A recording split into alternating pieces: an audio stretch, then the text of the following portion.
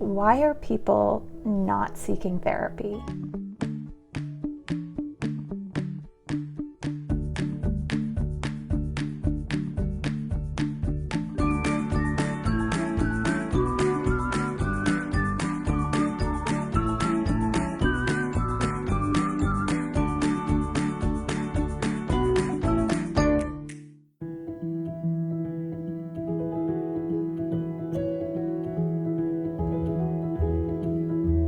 Welcome to the Ask a Therapist show. My name is Lindsay Guichard, and I'm an online licensed marriage and family therapist and the creator of thetravelingtherapist.com. This week, the episode is brought to us by The Gathering Place. In the membership, you get a monthly online mental health course, an online group call with me, and a weekly members support call. You also get a private online community. If you would like more information on The Gathering Place, you can find that in the link in the description. And the window is closing for The Gathering Place. It'll be next Tuesday, December 8th, 2020 at 9 p.m. Pacific Standard Time. I want to get us into an icebreaker activity. So go grab a pen and a piece of paper. I'm going to label the top of the first column, my strengths, and we're going to list 1 through 5. The next column over, we're going to list areas in my life that I would like to work on.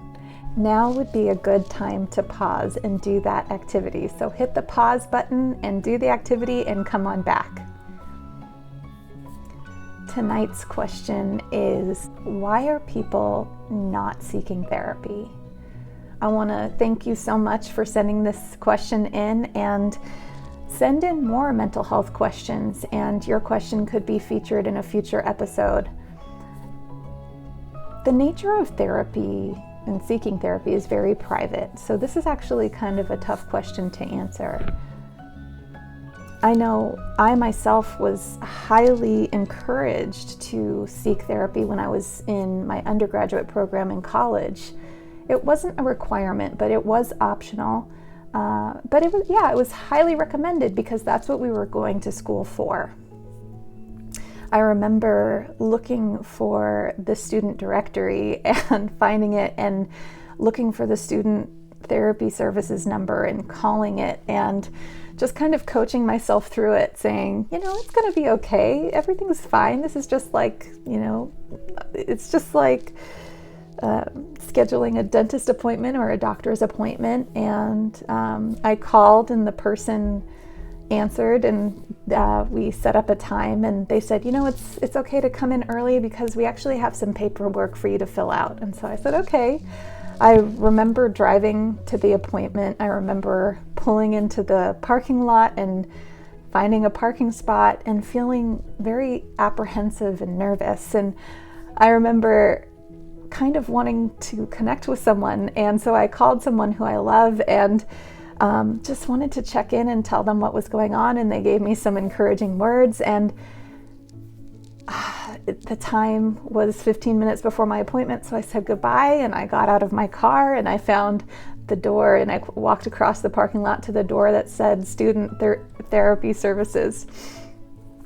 I walked into the door, and I was in a lobby, and to the right of me was this huge plastic partition. In my mind, it's this huge partition, but it was probably just a wall with a plastic partition, and there was a little opening, and I walked in. I announced that this was my first therapy session, and I gave my name and I said, I'm Lindsay and I'm here for my first therapy session. And I walked in kind of announcing that this was my first therapy session and that I was checking in. And they said, okay. Well, they were very nice, and they handed me a clipboard with a packet of papers. And I remember thinking to myself, this is a lot of paperwork.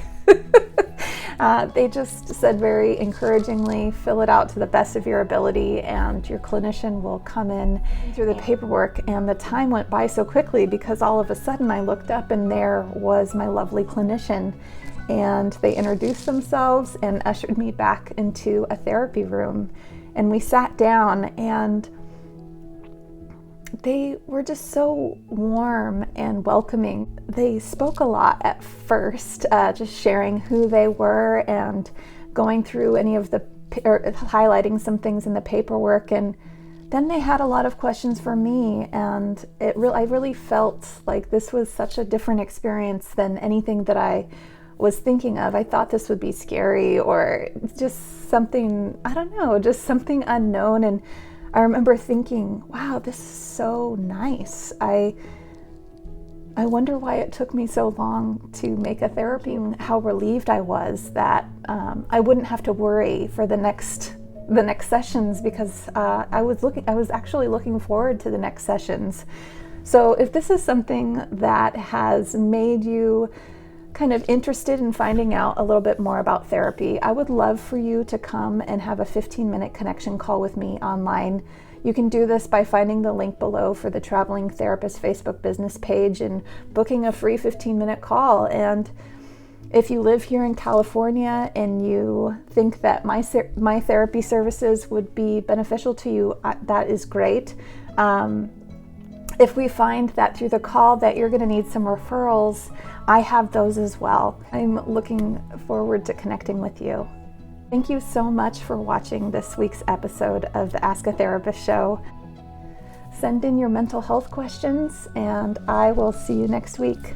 Bye!